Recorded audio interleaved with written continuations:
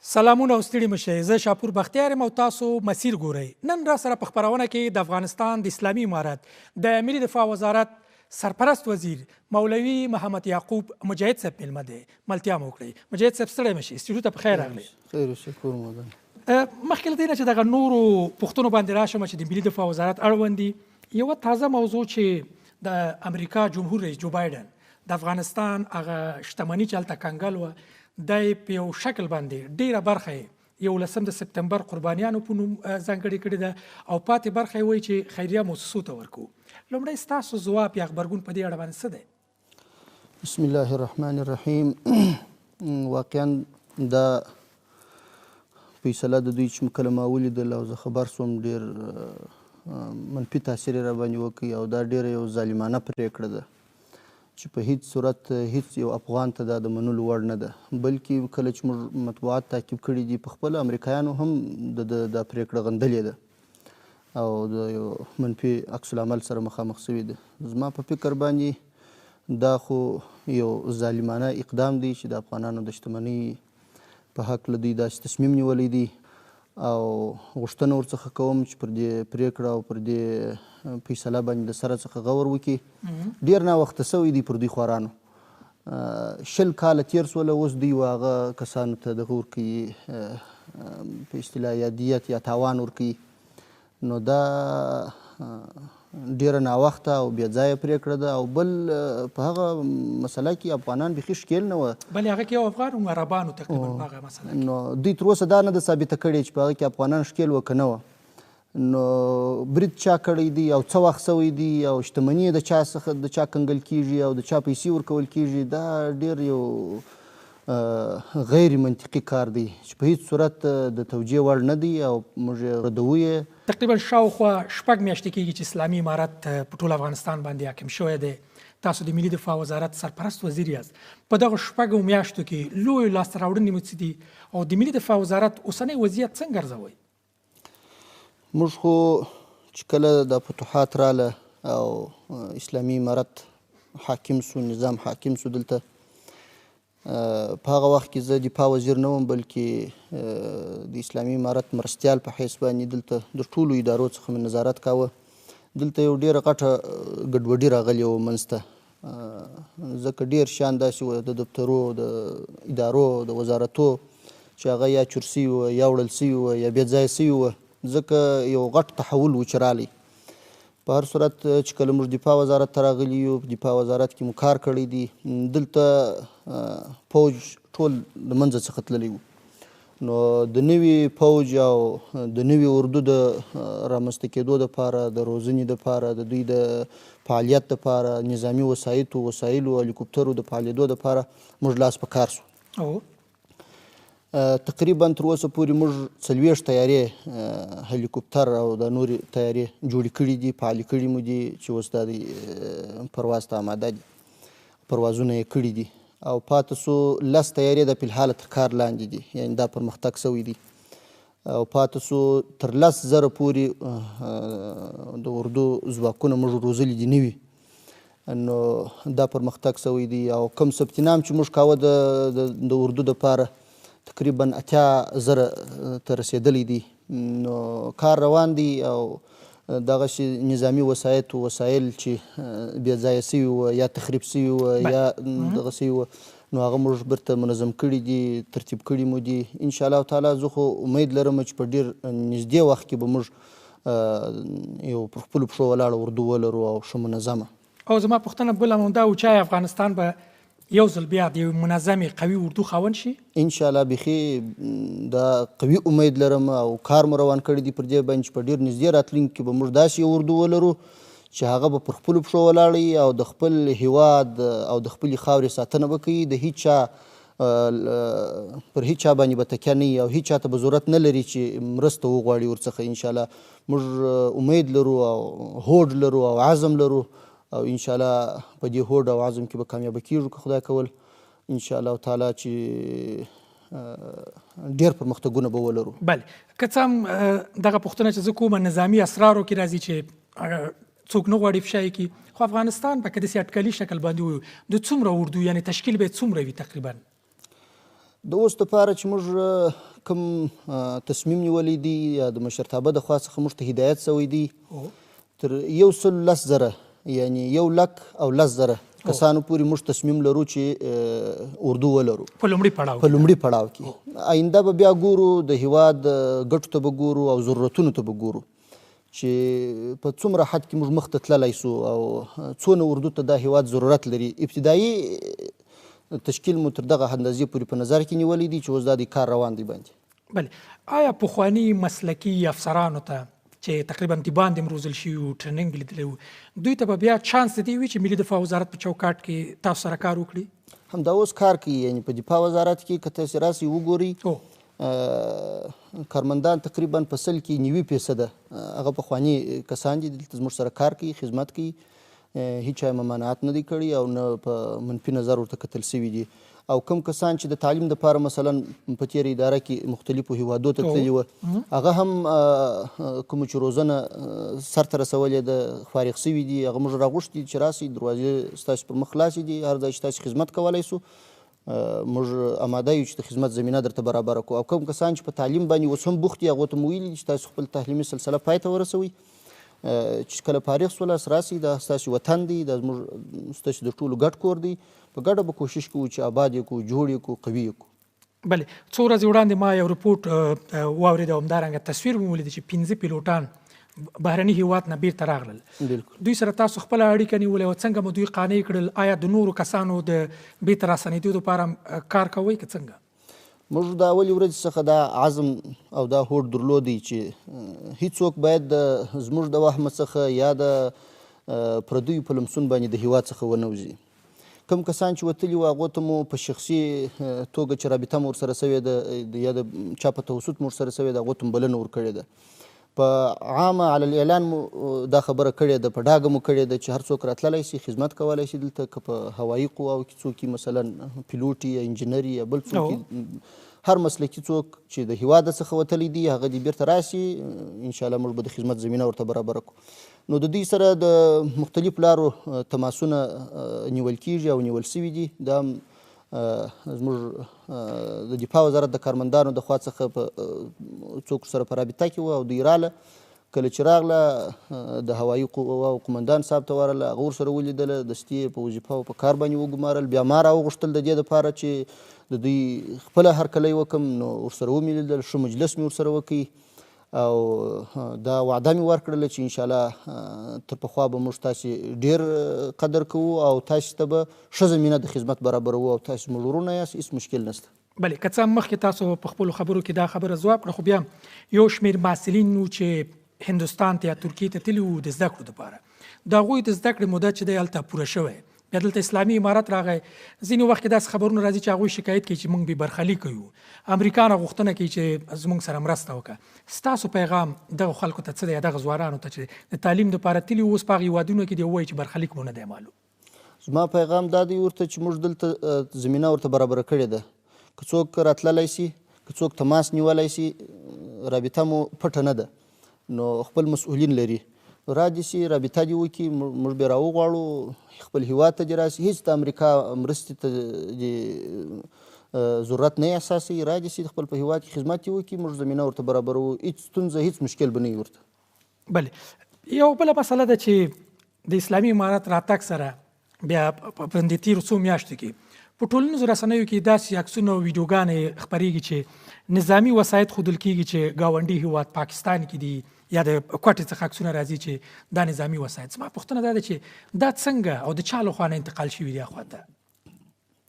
اول خو زه دا خبر ردوم ځکه امریکایانو او پاکستانیانو ته په خپل اختیار هم ډېر شیان زموږ تر موږ تر راتګ مخکې ورکړي وه او پاته سو. بله خبره دا ده چې دلته کله دا تحول رالی کېدلی شي د بعضو بې نظمیو په حالت کې څه ناڅه بې نظمي رامنځته سوي یا مثلا هغه اولنی حالت چې و هغه کې موږ که څه شی بې ځایه سوی موږ دا خبره نسو ردولی. البته چې کله زموږ نظم جوړ سوی دی موږ سخت بندیز پر دې باندې لګولی دی حتی و دې ته هم بیخي په کلونو کلونو د زندان او د حبس دغه ټاکلې ده سزا ټاکلې ده چې که داسې څوک ونیول سو. نو دا چې سرحدات زموږ مربوط دي موږ په سرحداتو کې ډېر کوشش کړی دی سرحدي لیواګانو مسؤلین مو ډېر متوجه کړي دي چې تاسو کوشش وکړئ چې هېڅ شی د هیواده څخه ونه وځي. او دا خبره چې کیږي چې اسلامي امارت نشي کولای چې هغه وسایل چې دلته پاتې دي دا وساتي محفوظ کړي، دا صرف او صرف تبلیغات دي. موږ دا استعداد لرو، دا صلاحیت لرو او کولی سو چې هغه شان چې دلته پاتې دي که نظامي وسایل دي، اسلحه د هر څه چې دي دا وساتو او تر پخوا په ښه انداز وساتو. بله، یو بله مسله ده چې څه وخت مخکې تاسو په خپلو خبرو کې ګاونډیو هیوادونو نه په ډېره هیله او په درنښت غوښتنه وکړه چې هغه چورلکې او تیارې چې د افغانستان دي او په دې هیوادونو کې دي دا د بېرته راوګرځوي. په دې اړه مو آیا امریکایي خوا سره یا د دغو ګاونډي هیوادونو له استازو سره خبرې کړي دي؟ د خبرو نتیجه مو کوم ځای ته رسېدلې ده؟ زما تر خبرو مخکې هم موږ کوشش کوو چې د دوی سره رابطه په یو طریقه ټینګه کړو او د مذاکراتو د لارې د خپل ملکیت بیرته زموږ خپل هیواد ته راسي. بله، تر هغه وروسته بیا زموږ د وزارت خارجه سره زه په تماس کې سوم، نو وزارت خارجه ته مو ویل چې هغه په دې باندې کوشش وکړي. نو هغوی اطمینان راکړي چې موږ د په ډیپلوماتیکي لارې انشاءالله کوشش کوو چې دغه کوم څه چې د هیواد څخه وتلي دي دا بیرته هیواد ته راسي. او دا هیڅ داسې یو دغه خبره نه ده، ځکه دا د هیواد ملکیت دی او څوک نشي کولی چې دا راڅخه سلب کړي. نو او نه موږ دا شی چاته ور پرېښولی سو. نو هر هیواد ته چې تللي دي هغه موږ ټول نوټ کړي دي، زموږ سره ټول یاداشتونه سته، که تیاري دي، که مثلا هر قسم تیاري دي، که هلیکوپتر دي، هغه زموږ سره دلته ټول لیستونه موجود دي. هر هیواد ته چې تللي دي په هغه پسې ثبت دي، لیکل سوي دي. موږ کوشش کوو چې په خبرو د مذاکراتو د لارې دا شی بیرته زموږ لاسته راسي او کومه لانجه او کوم مشکل را پیدا نسي. ځکه موږ نور غواړو چې د هیواد مو د لانجو او د ستونزو د مشکلاتو څخه راووځي. نو نه غواړو چې د ګاونډیانو او نورو هیوادونو سره مشکلات جوړ کړو. خو دا مو حق دی چې خپل د حق مطالبه کولی سو، د خپل هغه ملکیتونه چې زموږ دي په بهر کې هغه بیرته موږ ته راوسپارل سي. دا زموږ حق دی، دا په ټوله دنیا کې د هر چا حق جوړیږي. نو موږ د خپل حق مطالبه کړې ده او اوس یې هم کوو، بیا به یې هم کوو. بله، تاسو د لانجو خبره وکړه. یو مسله چې د اسلامي امارت په راتګ سره تقریبا د اسلامي امارت مجاهدینو چې ستاسو د ملي دفاع وزارت مربوط کیږي، یو ځل د ایران پوله ساتو ځواکونو سره، یو ځل ترکمنستان پوله ساتو یا سرحدي ځواکونو سره جګړه کړې ده. دا جګړه ولې یو څه رامنځته شوې تر اوسه؟ موږ ډېر کوشش کړی دی، د سرحدي مسؤلینو ته او سرحدي ځواکونو ټول ته هدایت کړی دی چې تاسو به کوشش کوئ چې د ګاونډي هیواد سره په څونه ښه انداز باندې ګزاره کیږي تاسو یې وکړئ. خو البته بعضې وختونه چې په تعصب سره باید ووایم، بعضې لانجې د هغوی د طرفو څخه رامنځته کیږي، د هغوی د خوا څخه غیر قانوني مواد انتقال کړي. موږ یې مخه ونیول. کله چې موږ مخه ونیول نو د دوی د خوا څخه زموږ پر سرحدي ځواکونو باندې ډزې وسولې. یعنې لومړی ډز د هغوی د خوا نه شوی؟ لومړی ډز هغوی وکړي. موږ جوابي دغه ډزې کړي دي او جواب مو ورکړی دی. او پاتې ترکمنستان سره چې کله مشکل جوړ سو، یو پلای یو د افغانستان تبع افغان په شهادت ورسوي، نو ملکی سړی د هغه په حق له موږ خبرې ورسره روانې کړلې. دوی وویله چې بیا به هېڅکله دا شی نه تکراریږي. خو وروسته بیا دا خبرې لا روانې وي چې بل کس یې ډېر سخت وهلی و، یعنې داسې په بې رحمه شکل یې وهلی و چې بیخي هغه تر روغتونو پورې ورسېدی. نو په دغه صورت کې بیا موږ د خپلو خلکو او د خپلې خاورې د دفاع په خاطر د هغوی سره نظامي برخورد رامنځته سو. بیا مو دا خبره پسې تعقیب کړله، یعنی دا د سیمې د خلکو څخه تاسو پوښتنه کولی شئ، موږ د دغه شهید تاوان 10 لکه افغانۍ دا د دوی څخه واخیستله او کورنۍ ته مو تسلیم کړلې، او د زخمیانو دپاره مو هم د دوی څخه تاوان واخیستی. دا دغه سیمې خلکو ما سفر کړی و او د سیمې خلکو د زموږ مسؤلینو راته وویله چې تر اوسه پورې د افغانستان په تاریخ کې، یعنی په د نږدې تاریخ کې دا نه وه تېره سوې چې مثلا د یو ګاونډي هیواد څخه دا تاوان اخیستل سوی. نو زما و ټولو ګاونډیانو ته پیغام دا دی چې موږ د هیچ چا سره لانجه نه غواړو، د هیچ چا سره جنجال نه غواړو. خو البته که زموږ پر خاوره باندې تجاوز کیږي، که زموږ خلکو ته تاوان رسیږي، موږ د خپلو خلکو او د خپلې خاورې دفاع کوو، په هر صورت یې کوو. هغه که د سر په بیه هم موږ یې کوو، هېڅ د هیچ چا څخه ډار نه لرو. بله، ښاغلی وزیر، آیا پاکستان ته پر ډیورند کرښه باندې د ازغن تار د پوره کولو اجازه ورکوئ؟ دا موضوع ډیره لنجمنه موضوع ده. تیرې ادارې دوی ته اجازه ورکړې وه او ټول سیمې خاردار یا ازغن تار چې دی دا تیر سوی دی په ډیر محدوده ساحه کې پاته دی. دا موضوع کې موږ تر اوسه پورې تصمیم نه دی نیولی. ما دا موضوع د وزیرانو شورا ته هم وړاندې کړې ده او بیا مې مشرتابه ته هم دغه کړې ده وړاندې کړې ده. نو پر دې باندې مشورې روانې دي چې څنګه هدایت د مشرتابه د خوا څخه موږ ته کېږي انشاءالله د هغه مطابق به موږ عمل کوو. فی الحال خو موږ تر اوسه چاته اجازه نه ده ورکړې چې د ازغن تار تیر کړي. آینده چې تصمیم د اسلامي امارت او د مشرتابه هر څه وو د هغه مطابق به موږ اقدام کوو. آیا داعش د افغانستان د راتلونکي لپاره یو لوی ګواښ دی؟ زما په نظر داعش د افغانستان دپاره هیڅ ګواښ نه دی او دا تاسو ته به هم معلومیږي د افغانستان ولس هم الحمدلله هوښیار ولس دی او ډېرې تجربې کړي دي. دا معلومیږي و دوی ته چې دا څوک دي چې غټوي یې، څوک دي چې هڅوي یې، څوک دي چې د داعش خطر د افغانانو دپاره یا د افغانستان دپاره زیات احساسي او رابرسېره کوي یې. نو دا په لوی لاس و دوی ته یو کمپاین دی چې خلک یې کوي. نو کیدلی سي هغه جهتونه تاسو ته هم معلومیږي. موږ تقریبا په سل کې 85% 90% د داعش مخه نیولې ده. ټول د دوی دغه ګروپونه چې دي هغه کسان چې کار یې کاوه امن یې اخلالاوه د افغانستان د نظام ته یې صدمه رسول، خلکو ته یې صدمه رسول. نو د هغو مخه موږ نیولې ده. زموږ استخبارات الحمدلله ډېر فعاله دي او په دې کې ډېر کار کړی دی، ډېر خدمت یې کړی دی. الله پاک دوی ته اجر ورکړي او آینده هم انشاءالله تعالی زموږ امنیتي ځواکونه او استخبارات متوجه دي. دوی ته به هیڅکله موږ اجازه ورنکړو چې زموږ د هیوادوالو سر، مال، عزت او یا د نظام ته خطر پیښ کړي او یا مشکلات ایجاد کړي. بلې یو بله مسله چې په دې وروستیو کې په ګاونډي هیواد پاکستان کې یو شمېر بریدونه ترسره کیږي. بیا د پاکستاني چارواکو د کورنیو چارو وزیر او نورو مقاماتو خبرې چې ما واورېدې دوی ادعا کوي چې دا وسلوال پټنځایونه په افغانستان کې دي، هغه ځینې په موږ باندې بریدونه تنظیموي او دلته په موږ باندې بریدونه کوي. آیا رښتیا دا ډلې په افغانستان کې دي؟ دا خبره زه ردوم ځکه موږ د دنیا سره هم دا تعهد کړی دی په قطر کې په دوحه کې چې کله تعهد وشو د دې موږ دا وعده وکړله چې د افغانستان خاوره به د چا په مقابل یا د چا په خلاف نه استعمالیږي. موږ هم هغه تعهد ته ژمن یو که چیرې دنیاوال و هغه تعهداتو ته ژمن پاته سي. نو موږ ټولو ګاونډیانو ته او لیرې پرتو هیوادو ته، د سیمې هیوادو ته، امریکا ته، روسیې ته، چین ته، ټولو ته اطمینان ورکوو چې زموږ خاوره به د چا په مقابل کې نه استعمالیږي او په دې کار کې موږ کوشش کړی دی، کوو یې، بیا یې هم کوو. دا الزامات یا مثلا دا تورونه چې پر موږ باندې لګیږي دا بې ځایه دي، زه یې ردومه او هیڅ حقیقت نه لري. بلې یو بله مسله چې ځینې کسان چې له هیواده بهر داسې خبرې کوي چې راتلونکي پسرلي کې به ستاسو په وړاندې مقاومت پیل کړي، ځواب مو دوی ته څه دی؟ دا هسې اوازې دي، د خلکو ذهنونه مشوش کوي، خلکو ته تشویش ایجادوي او کوشش یې دا دی چې فقط خلک په اضطرار کې واچوي او دغه امن، دغه سوکالي، دغه سوله، دغه امنیت او دا خوشحالي پر افغانانو باندې پیرزونه ده.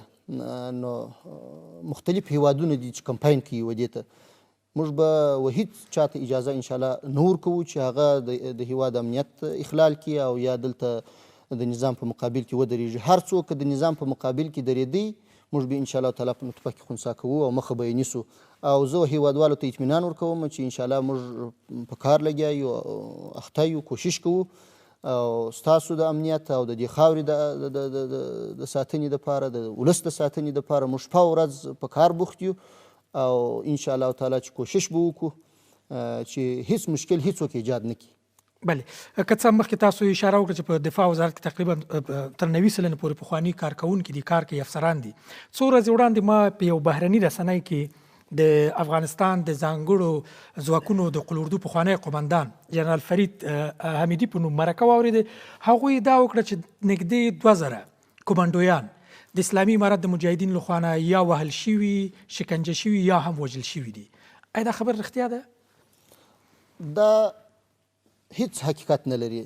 دا شان صرف او صرف د دې دپاره نشریږي یا دا خبرې د دې دپاره کیږي چې دلته دا موجودو کسانو ته یو بې اطمیناني ورسره پیدا کړي. یعنې مثلا هغه په دې تشویش کې د خپل ځان د حفاظت لپاره چې هغه دوی چې بهرني هیوادو ته راسي لکه څنګه چې دوی وتلي دي دا خلک هم تشویقي په مختلفو لارو چې هیواد پرېږدي او د هیواد څخه ووځي او دلته زموږ نظام تر سوال لاندې راولي. زه چې دلته هر څوک اوسېږي د پخواني ادارې خلک اردو عسکر وه که د کمنډو وه که پولیس وه که هر څوک چې دلته کار کوي په اطمینان سره ویلی شم چې هغه دلته عادي ګزاره او ژوند کولی شي. افغانان د ټول افغانستان د ټولو وګړو ګډ کور دی د افغانستان. هیڅ چاته موږ د افغانستان څخه د وتلو زمینه نه برابروو او نه کوشش کوو بلکې د پاتې کېدو دپاره انشاءالله موږ پوره کوشش روان کړی دی او کوو یې. که چاته بالفرض د چا د خوا څخه دا مشکل جوړیږي کولی شي چې زموږ سره رابطه وکړي. شمیرې اعلان شوي دي. دفاع وزارت هم خپل شمیرې لري د شکایاتو او پاتې سو داخله وزارت یې هم لري استخبارات یې هم لري. موږ ته دې مراجعه وکړي. هر ځای چې د هر چا د خوا څخه هر مشکل ورته جوړېدی موږ به یې مخه نیسو انشاءالله. ښاغلی وزیر یو مسله چې دغه تیرو شپږو میاشتو راهیسې د یونیفورم مسله ده. یعنی ځواکونه که د دفاع وزارت دي که د کورنیو چارو وزارت دي یا هم د استخباراتو ریاست پورې اړوند دي مشخص یونیفورم نه لري. دا پلنګي جمپرې هر چا اغوستي دي په تالاشي کې ولاړ دي. څوک نه پوهېږي چې دا د کوم ارګان دی یا رینجر چې مخکې مشخص وي چې دا د اردو دي دا د پولیس دي دا سره ګډوډ دي. دغه یونیفورم دپاره کار چیرته رسېدلی دی او کله به یو ځانګړی یونیفورم ملي دفاع وزارت ځواکونه پیدا کړي؟ یونیفورم باندې کار روان دی. د رنګ تشخیص چې څنګه رنګ باید وي او بیا تر هغه وروسته د دې قرارداد کول او مثلا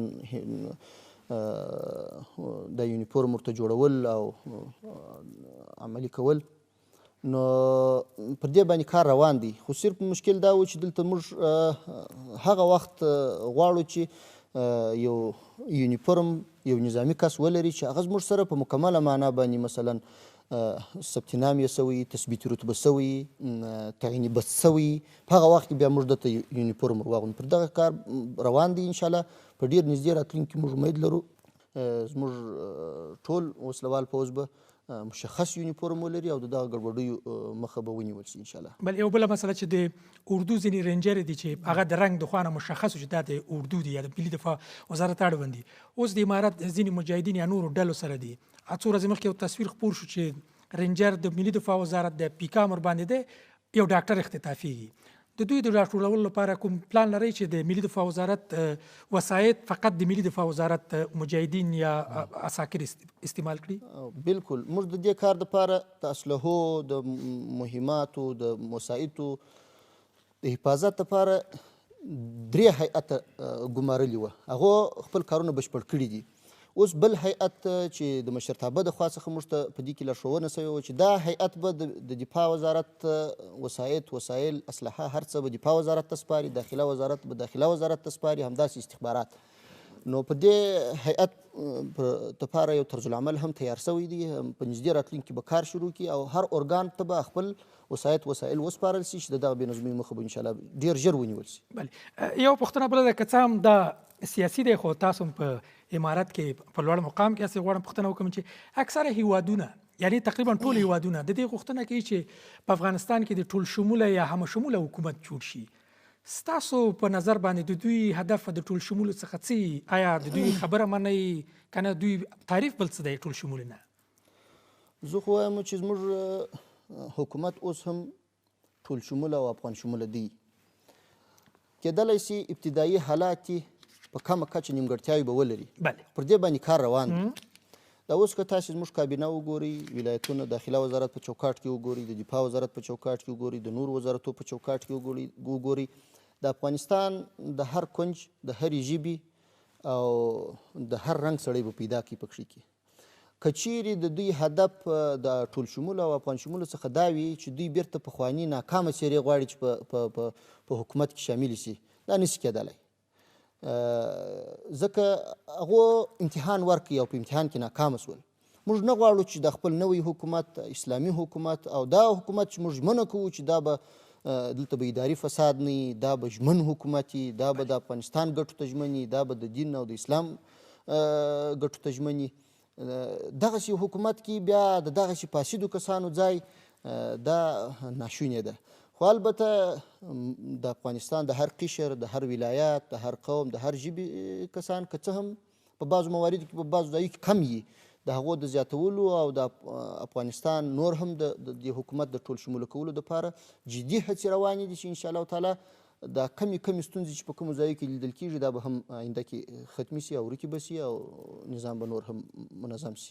بله، یوه بله مسله چې مخکې په بل شکل باندې ویل کېده د اسلامي امارت د مشرانو ترمنځ د اختلاف مسله یادېده. مخکې په بهرني رسنیو داسې رپوټونه ورکول چې ګواکې د ملا برادر اخوند او د خلیفه صاحب ترمنځ یو بې اتفاقي ده یا خپل منځو کې جوړ نه دي. بیا دا ما د ملا برادر اخوند نه په مرکه کې پوښتنه وکړه، هغه په مطلقه توګه باندې رد کړ. اوس تازه بیا هماغه ځینې رسنۍ دي چې د افغانستان په نوم باندې د بهر څخه نشرات کوي. بل اوس یو رپورټ نشر کړی دی او دا ځینې ویلي دي چې د اسلامي امارت مشران په 3 ډلو باندې ویشل شوي. د ملا برادر اخوند ډله یاده کړې ده، د خلیفه صاحب یا قاني صاحب ډله یاده کړې ده او ستاسو ډله یاده کړې ده. آیا دا حقیقت لري؟ داسې کوم څه شته؟ دا صرف او صرف تبلیغات د دشمن همیشه یې کول، مخکې یې هم کول، اوس هم کوي، آینده هم موږ دا توقع نه لرو چې دوی بیا نه کوي. واقعیت دا دی چې اسلامي امارت چې دی دا په سر کې یو امیر لري، امیر المؤمنین حفظه الله. دا نظام که زه یم، که خلیفه صاحب دی، که ملا برادر اخوند دی، که بل مسؤل دی، که بل مسؤل دی، ټول د هغه په اطاعت کې یو. زه نن دفاع وزیر یم، کوم سبا ماته ولایت راکوي، هیڅ ستونزه هیڅ مشکل به نه وي. څنګه په شوق او په څنګه عزم او اراده چې زه دفاع وزارت کوم، زه قلی اردوم کوم، ولایت هم کوم، ولسوالي هم کوم، هیڅ مشکل موږ نه لرو. دا یو نظام دی، یو رهبر لري، یو مشر لري، ټول یې په اطاعت کې دي او دې ګډوډیو ته په هیڅ کله موږ اجازه ورنکړو چې داسې یو ډلې ټپلې او داسې ګوندي نظام رامنځته سي. ځکه زموږ ادعا دا وه، زموږ مدعا دا وه، زموږ غوښتنه دا وه چې همیشه به موږ ویل چې موږ په افغانستان کې یو مرکزي قوي حکومت غواړو. قوي حکومت په دا رقم نشي راتللی چې زما یوه ډله د خلیفه صاحب بله ډله د ملا برادر اخوند بله ډله. ملا برادر اخوند زه پیژنم، زموږ مشر دی، مشر ملګری مو دی، او خلیفه صاحب چې ډېر وخت موږ څنګ پر څنګ په یوه مرستیالي کې کار سره کړي، زه یو مرستیال وم، دی بل مرستیال و. نو داسې یو ګزاره ده زموږ تر مابین الحمدلله لکه د ورونو. هیڅ ستونزه هیڅ مشکل تر اوسه پورې یعنې په خبرو کې داسې یو جزئي اختلاف هم تر اوسه زموږ په مابینځ کې نه دی راغلی. الحمدلله ټول یوه پالیسي تعقیبوي، ټول د اسلام او مسلمانانو د افغانستان او د دې خاورې وګټو ته، ملي ګټو ته ژمن دي او انشاءالله دا به موږ ثابتوو چې موږ تر کومه حده پورې په دې خپله دعوه کې صادق یو. نو دا شیان چې دي دا د دښمن تبلیغات دي، آینده به یې هم کوي. افغانان باید په دې باندې پوه وي، هوښیار وي او دې شیانو ته غوږ ونه نیسي. ډېره مننه کوم ښاغلی وزیر، که اجازه مې په پای کې یو شخصي پوښتنه چې واده مو کړی دی، بچیان مو شته او پرته د خپل کار څخه ورزش ځینې شیانو سره علاقمندي لرئ که څنګه؟ واده خو ما کړی دی، تقریبا 10 کاله مخکې مې کړی دی او بچیان لرم، الحمدلله 5 بچیان لرم. هغه ټان چې دي هغه سبقان وایي، تعلیم کوي. ډېر ښه. نو او نور کورنۍ ژوند هم الحمدلله ډېر ښه دی. ورزش هم کله کله کوو، اکثره وخت نه خلاصېږو ورته. نو الحمدلله ښه ژوند مو دی، ښه زندګي مو ده، د الله تعالی څخه راضي یو، خوشحاله یو. په پای کې که د افغانستان خلکو ته بیا هم کوم پیغام څه لرئ نو د ملي تلویزیون کامره مو خدمت کې دی، ځکه خلک به هم تمه لري چې ستاسو نه یو پیغام واوري، خصوصا هغه خلک چې یا ویریږي اوس هم یا بل څه په زړه کې. زما د افغانستان ټول ولس ته، هغه ولس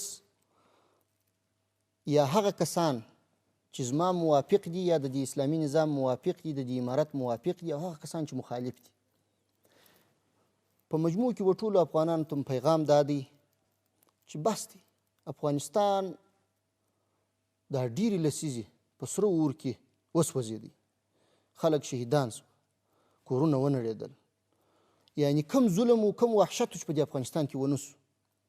نور مه پرېږدئ چې د افغانستان خراب سي. راسئ، که تجار یې، که ډاکټر یې، که انجینر یې، که سیاسي یې، که نظامي یې، که هر څوک یې راسه د دې وطن خدمت وکړه. ولې نور هم خارجي استخبارات خارجي کړیو ته د نورو د اهدافو د شومو اهدافو دپاره ځان یو اله ګرځوي، یو ځای د داعش په نامه، بل ځای د مقاومت په نامه، بل نامه د قوم په نامه، د سمت په نامه. راسئ چې لاسونه سره ورکړو، نور افغانستان جوړ کړو.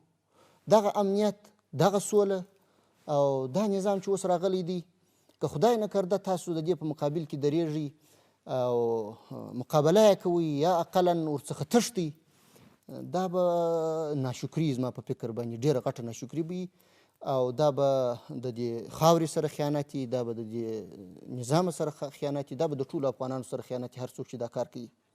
موږ آماده یو. زما مسؤلیت دا دی چې زه مو حفاظت وکړم، زما مسؤلیت دا دی چې زه د سرحداتو حفاظت وکړم، زما مسؤلیت دا دی چې ستا امنیت وساتم. که کومه نیمګړتیا یې راسه ماته ووایه چې دغه نیمګړتیا ده، په دې ځای کې زما مشکل دی، دا دلته ماته د سر خطر دی، د سر ته مې خطر دی، مال ته مې خطر دی، عزت ته مې خطر دی، ابرو ته مې خطر دی، زه دې امنیت نیسم. وکړه خدمت وکړه، زمینه درته برابره ده، کوم مشکل شته؟ نو ټول افغانان باید لاسونه سره ورکړي، نور د قوم په نامه، د ژبې په نامه، د سمت په نامه باید ونه غولېږو. دا د دشمنانو هڅې دي او کوشش دی چې دا کلونه کلونه کېږي چې کوي، آینده یې هم کوي. نو نور باید موږ د بل چا د لاس اله جوړ نه سو او هیواد ته ژمن سو، افغانستان ته ژمن سو، دین او اسلام ته ژمن سو او ښه په صداقت او اخلاص خدمت وکړو. انشاءالله تعالی د افغانستان به په آینده لسو کلو کې تاسو بیا وګورئ چې د افغانستان به په سیمه کې به د دې هیواد په شان جوړ، سوکاله او خوشحاله هیواد ونه ویني. ډیره مننه کوم. د افغانستان د ملي دفاع سرپرست وزیر مولوي محمد یعقوب مجاهد چې سټوډیو ته مو تشریف راوړ او له موږ سره مرکه وکړه. ډیره مننه. خدای دې خیر درکړي چې موږ ته مو دعوت راکړي، زمینه مو راته برابره کړه. الله پاک مو خدمات، ستړیاوې، تکلیفونه ټول قبول کړي. کور ودان سلامت اوسئ. ډیره مننه. ستاسو لیدونکو نه مننه کوم چې تر دې دمه مو زموږ ملتیا وکړه. تر بیا د خدای په امان، ښې چارې.